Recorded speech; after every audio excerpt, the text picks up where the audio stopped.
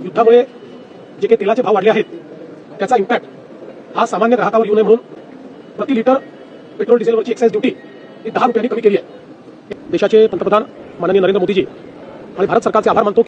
जे तुम्हाला आम्हाला सांगितलं जात आहे की एक्साइज ड्युटी 10 रुपयांना कमी करून कसं सरकारनं सामान्य जनतेवर उपकार केले, तर त्याचा मला बघू आता। देवेंद्रजी इतका आभार अभिनंदन मान्य इतकं काही नाही। आता मोदीजीची रॅली बिली नका काढू। ही 2014 पासूनची आकडेवारी आहे, कशा पद्धतीने एक्साइज ड्युटी वाढली कमी झाली ती बघू। 2016ला 9.5 रुपये एक्साइज ड्युटी होती, ती 22.5 वर गेली। डिझेलवर होती 3.5 रुपये, ती 17 रुपयावर गेली। मे 2020 मध्ये पेट्रोलवरची एक्साइज ड्युटी 21 वरून 33 रुपयावर गेली। डिझेलवरची एक्साइज ड्युटी 17 वरून 32 रुपयावर गेली। त्याच्यानंतर नोव्हेंबर 2021 मध्ये ती एक्साइज ड्युटी 33 वरून 28 वर आणली आणि 32 वरून 22 वर आणली डिझेलवरची। इथं काही युद्ध होतं का? पण नाही, उत्तर प्रदेशच्या निवडणुका होत्या 22 मध्ये। त्याच्यानंतर मे 2022 मध्ये पुन्हा मोठी कपात केली। पेट्रोलची एक्साइज ड्युटी 28 वरून 20 रुपयावर आणली आणि डिझेलची 22 वरून 16 रुपयावर आणली। गुजरातच्या निवडणुका होत्या, गुज्जू लोक व्यापारी, आणि एप्रिल 2025 मध्ये लोकसभा इलेक्शन झाल्यानंतर पुन्हा वाढ केली। आता मार्च 2026 मध्ये 10 रुपयांनी कमी केली। काय याच्यामध्ये इतकं सेलिब्रेट करायला किंवा लगे आभार अभिनंदनाचं काहीच नाही, नॉर्मल गोष्टी। बरं, त्यावेळी आंतरराष्ट्रीय बाजारामध्ये कच्च्या तेलाचे भाव जे आहे का ते पडत होते झपाट्याने, परंतु भारतामध्ये भाव वाढवले जात होते। तर त्याची 3-4 वर्षाची आकडेवारी बघा। 2015ला बॅरल 52 वरती आला होता, $52 म्हणजे तब्बल $46 किंमत कमी झाली होती।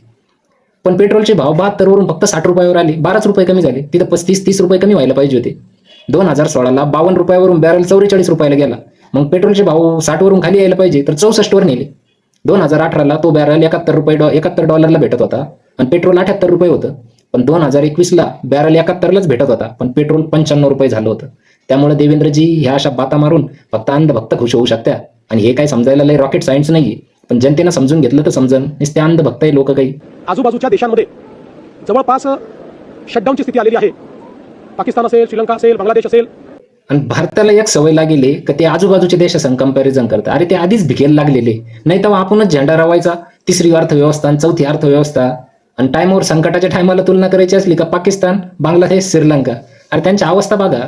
सर्व लोकांना ही विनंती करतो की विनाकारण अफवेच्या आधारावर ग्राहकांनी पेट्रोल पंपावर रांगा लावू नये। तुम्ही म्हणता पेट्रोल डिझेलची कमतरता नाहीये, तर मग हे तुम्ही तुमच्या आमदाराला समजून सांगा ना। ते काय पत्र लिहित आहे बोर्डाला, पेट्रोलचा मोठा तुटवडा आहे युद्धामुळे, तर शैक्षणिक वर्ष आत्ताच संपवा म्हणून। यांच्यावर गुन्हा दाखल करा ना, यांच्यामुळे लोकांमध्ये पॅनिक क्रिएट होतंय।